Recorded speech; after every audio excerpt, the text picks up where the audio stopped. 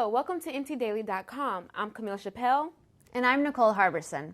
We begin with new lawsuits filed over Denton's new fracking ban. The Texas Oil and Gas Association and the Texas General Land Office filed a lawsuit asking a judge to stop the ban on hydraulic fracturing. The lawsuit claims that Denton's ban is unconstitutional. Voters approved the ban by a 59 to 41% margin. Denton is the first city in Texas to ban hydraulic fracturing. The ban is scheduled to take effect in early December. Most Denton residents are for the ban, but others believe that banning fracking is bad for business. NT Daily's Kayla Kelly has more. Right between there, you can see a gas well.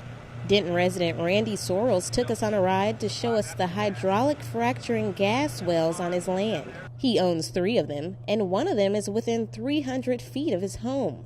But he has no problem with it. He thinks the chemicals from gas wells are harmless. I have animals, children. I live around gas wells, and I've experienced none of the symptoms or any of the things that they are using as fear tactics. Sorrells is one of the co-chairs for the Denton Taxpayers for a Strong Economy. He is part of a campaign that urged voters to vote no on the drilling ban. The fracking ban was approved, but Sorrells says the battle is long from over. The vote last night, sent a message that we're sending this thing to court now, and it's going to be a long, legal, expensive road for the Denton taxpayers. Sorrells says banning fracking will be a tremendous loss for the city's economy.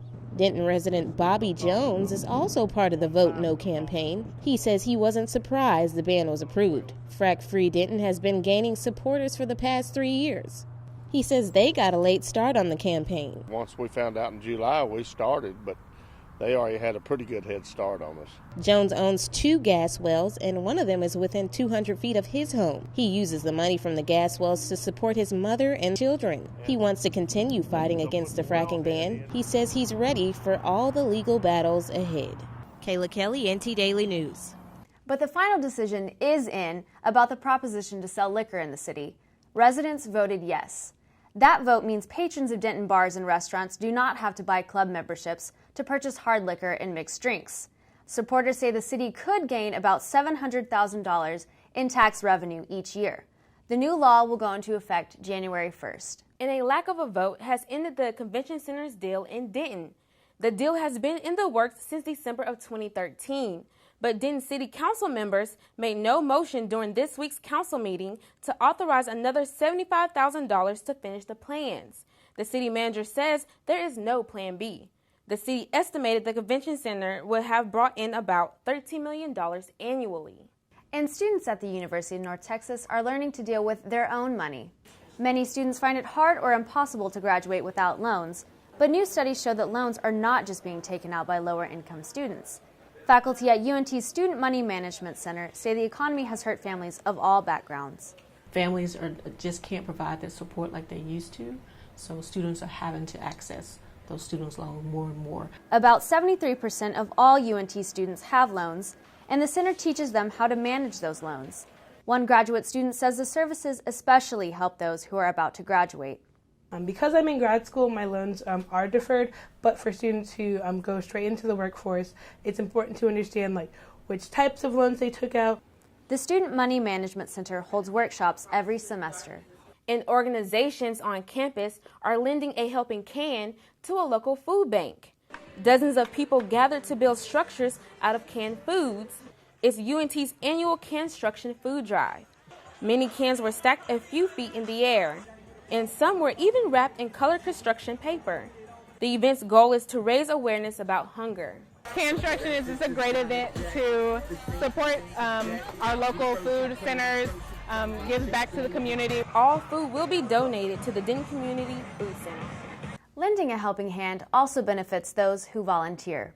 And the Denton Community Health Clinic has experienced an increase in volunteers this year. That has resulted in faster service, leaving the waiting room almost empty. The clinic's goal is to make all volunteers feel part of the team. We want the volunteers to do what they want to do, something that's rewarding for them. Volunteer jobs range from answering phones to becoming a medical assistant, but many simply come to feel satisfied about their good deed. And what I get out of it is a feeling that I'm doing something to satisfy the underprivileged and to satisfy the Christian code. The community clinic is encouraging more people to volunteer their time. And finally, it may not be the greatest show on earth, but UNT hopes the circus-themed homecoming will be a hit this weekend. Events include the annual bonfire at Apogee Stadium. A parade will be on Saturday and will start at Welch and Hickory Street. And the Mean Green football team will play against Florida Atlantic in its 1,000th game at 6 that night. Do you plan at all participating in any of the homecoming events? I'm definitely going to go to the game tomorrow night. I'm hoping to see a few clowns running around. I've already seen some on campus. That's all for this edition of NTDaily.com. See you next time.